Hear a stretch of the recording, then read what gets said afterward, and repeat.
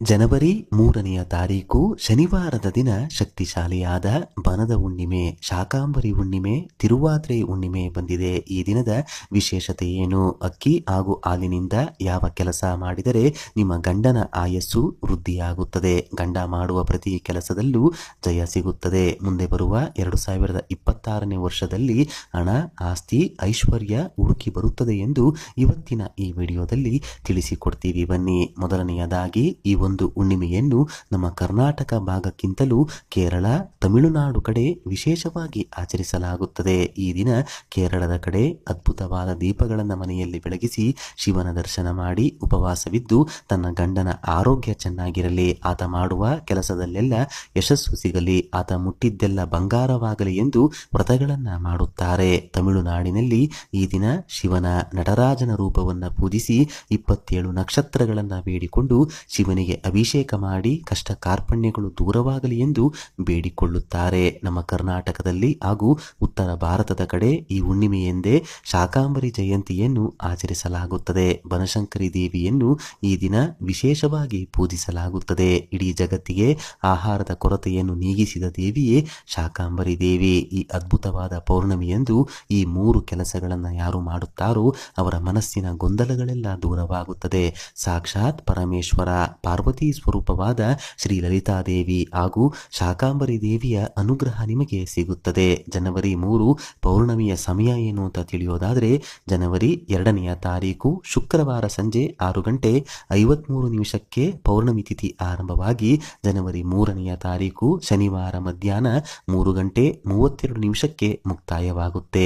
ಸೂರ್ಯೋದಯದ ತಿಥಿಯ ಪ್ರಕಾರ ಪೌರ್ಣಮಿಯನ್ನು ಶನಿವಾರವೇ ಆಚರಿಸಬೇಕು. ಈ ದಿನ ಬೆಳಿಗ್ಗೆ ಬೇಗನೆ ಎದ್ದು ಸ್ನಾನ ಮಡಿಗಳನ್ನು ಮಾಡಿಕೊಂಡು ನಿಮ್ಮ ಮನೆಯಲ್ಲಿರುವ ಶಿವನ ಚಿತ್ರಪಟಕ್ಕೆ ಈ ವಿಧವಾಗಿ ಪೂಜಿಸಬೇಕು. ಇದರಿಂದ ನಿಮಗಿರುವಂತಹ ಮಾಟಮಂತ್ರ ದೋಷಗಳು, ಅನಾರೋಗ್ಯದ ಸಮಸ್ಯೆಗಳು, ಶತ್ರುಬಾಧೆಗಳು, ಮಾನಸಿಕ ವ್ಯಥೆಗಳು, ಹಣಕಾಸಿನ ಕಷ್ಟಗಳು, ಋಣಬಾಧೆಗಳು ತೀರಿ ವರ್ಷಪೂರ್ತಿ ಅದೃಷ್ಟ ಲಭಿಸುತ್ತೆ. ಈ ದಿನ ಶಿವನ ಅವತಾರವಾದ ನಟರಾಜನ ರೂಪವನ್ನು ಪೂಜಿಸಬೇಕು. ಆದರೆ ಪ್ರತಿಯೊಬ್ಬರ ಮನೆಯಲ್ಲೂ ನಟರಾಜನ ಫೋಟೋ ಅಥವಾ ವಿಗ್ರಹ ಇರೋದಿಲ್ಲ. ಆದ್ದರಿಂದ ನಿಮ್ಮ ಮನೆಗಳಲ್ಲಿಯೇ ಇರುವಂತಹ ಶಿವನ ಚಿತ್ರಪಟ ಅಥವಾ ಶಿವ ಪಾರ್ವತಿಯರ ಫೋಟೋಗೆ ವಿವಿಧ ಪುಷ್ಪಗಳಿಂದ ಅಲಂಕಾರ ಮಾಡಿ ನಟರಾಜನ ರೂಪವನ್ನು ನಿಮ್ಮ ಮನಸ್ಸಿನಲ್ಲಿಯೇ ಸ್ಮರಿಸಿಕೊಳ್ಳಬೇಕು.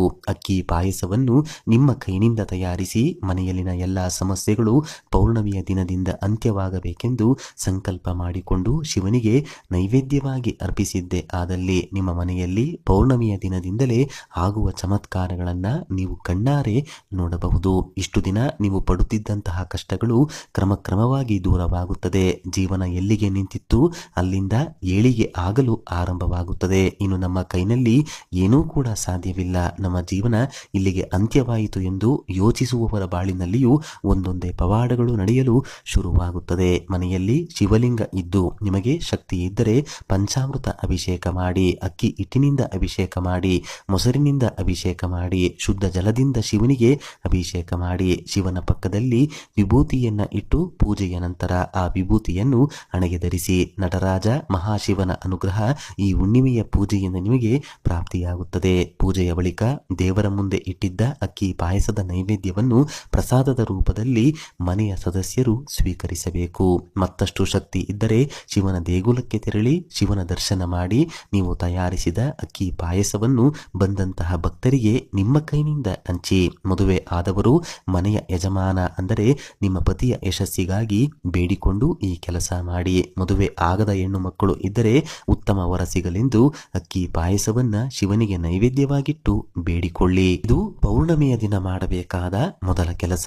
ಇನ್ನು ಎರಡನೆಯದಾಗಿ ಸಾಕ್ಷಾತ್ ಲಲಿತಾದೇವಿಯನ್ನು ನೆನೆದು ಪೌರ್ಣಮಿಯ ರಾತ್ರಿ ಸಮಯ ಈ ಕೆಲಸವನ್ನು ಪ್ರತಿಯೊಬ್ಬರೂ ಮಾಡಬೇಕು. ಹುಣ್ಣಿಮೆ ಚಂದ್ರನ ಬೆಳಕಿನಲ್ಲಿ ಕುಳಿತು ಲಲಿತಾ ಸಹಸ್ರನಾಮ ಪಾರಾಯಣ ಮಾಡಬೇಕು. ಒಂದು ಬಟ್ಟಲು ಅಥವಾ ಲೋಟದ ತುಂಬ ಹಸುವಿನ ಹಾಲನ್ನ ಹಿಡಿದು, ಅಮ್ಮ ಲಲಿತಾದೇವಿ, ನನ್ನ ಬದುಕಿನಲ್ಲಿ ಯಾವ ಆಸೆಗಳು ಇಲ್ಲ, ನನ್ನ ಜೀವನ ಕೊನೆಯ ಹಂತಕ್ಕೆ ಬಂದು ನಿಂತಿದೆ, ನನಗಿರುವ ಸಾಲಗಳು ತೀರಿ ಬರುವ ಸಂಬಳದಲ್ಲಿ ನೆಮ್ಮದಿಯ ಜೀವನ, ಉತ್ತಮ ಆರೋಗ್ಯ ಸಿಗಬೇಕು, ಶತ್ರುಗಳಿಂದ ಆಗುವ ತೊಂದರೆಗಳು ನಿಂತು ಹೋಗಬೇಕು, ಇದೊಂದಾದರೆ ನನಗಿರುವ ಮುಕ್ಕಾಲು ಭಾಗ ತೊಂದರೆಗಳು ಕಳೆದಂತೆಯೇ. ಹೀಗೆ ನಿಮ್ಮ ಕಷ್ಟಕ್ಕೆ ಅನುಗುಣವಾಗಿ ಪ್ರಾರ್ಥನೆ ಮಾಡಿಕೊಂಡು ಚಂದ್ರನನ್ನೇ ನೋಡುತ್ತಾ ಆ ಚಂದ್ರನನ್ನೇ ಲಲಿತಾದೇವಿಯ ಸ್ವರೂಪವಾಗಿ ಭಾವಿಸುತ್ತಾ ಬೇಡಿಕೊಳ್ಳಬೇಕು.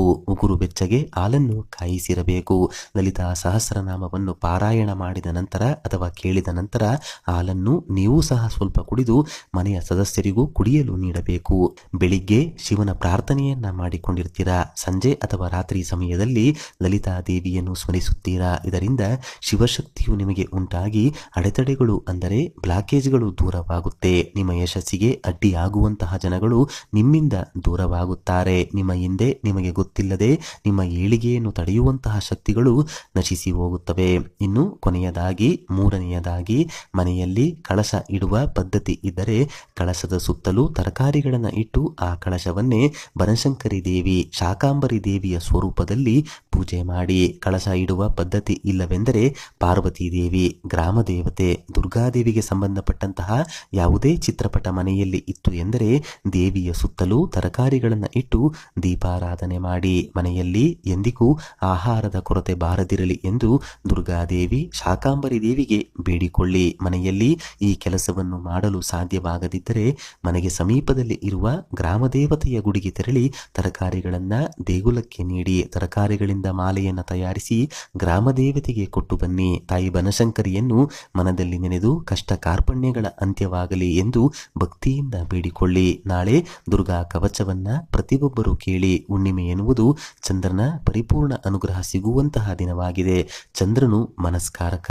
ಈ ದಿನ ಮನಸ್ಸನ್ನು ತಿಳಿಯಾಗಿಟ್ಟುಕೊಂಡು ಚಂದ್ರನ ದರ್ಶನ ಮಾಡಿ. ಇದರಿಂದ ಮನಸ್ಸಿನಲ್ಲಿರುವ ಗೊಂದಲಗಳು, ಚಂಚಲತೆಗಳು ದೂರವಾಗುತ್ತದೆ. ಮುಂದೆ ಏನ್ ಮಾಡಬೇಕು, ಏನ್ ಮಾಡಬಾರದು ಎಂಬುದರ ಸಂಪೂರ್ಣ ಚಿತ್ರಣ ನಿಮಗೆ ಸಿಗುತ್ತದೆ. ನೀವು ಮಾಡುವ ತಪ್ಪಿನ ಅರಿವಾಗುತ್ತದೆ. ಇದರಿಂದ ನಿಮಗೂ ನಿಮ್ಮ ಸುತ್ತಮುತ್ತಲು ಇರುವವರಿಗೂ ನೆಮ್ಮದಿ ಜೀವನ ಸಿಗುತ್ತದೆ. ನಾಳೆ ದುರ್ಗಾ ಮಾತೆಗೆ ಅಂದರೆ ಗ್ರಾಮ ದೇವತೆಗೆ ಮೊಸರನ್ನವನ್ನು ಕೂಡ ನೈವೇದ್ಯವಾಗಿ ಅರ್ಪಿಸಬಹುದು. ನೋಡಿದ್ರಲ್ಲ, ನವೆಂಬರ್ 3ನೇ ತಾರೀಕು ಬರುವಂತಹ ಪೌರ್ಣಮಿಯ ದಿನ ಯಾವೆಲ್ಲ ವಿಧಿ ವಿಧಾನಗಳನ್ನ ಪಾಲಿಸಿದರೆ ಜೀವನದಲ್ಲಿ ಏಳಿಗೆಯನ್ನ ಕಾಣಬಹುದಂತ ಇವತ್ತಿನ ಈ ವಿಡಿಯೋದಲ್ಲಿ ತಿಳಿಸ್ಕೊಟ್ಟಿದ್ದೀವಿ. ಈ ಮಾಹಿತಿ ನಿಮಗೆ ಇಷ್ಟವಾದರೆ ತಪ್ಪದೆ ಜೈ ದುರ್ಗಾ ಮಾತೆ, ಜೈ ಶಿವ ಎಂದು ಬರೆದು ಈ ವಿಡಿಯೋನ ಪ್ರತಿಯೊಬ್ಬರಿಗೂ ಶೇರ್ ಮಾಡಿ.